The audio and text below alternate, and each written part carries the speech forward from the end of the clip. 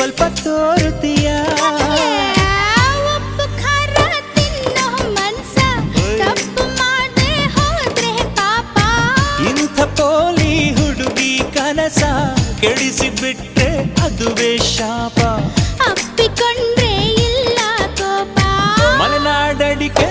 ಮೈಸೂರು ವಿಳೆದೆಲೆ ಬೆರೆತರೆ ಕೆಂಪು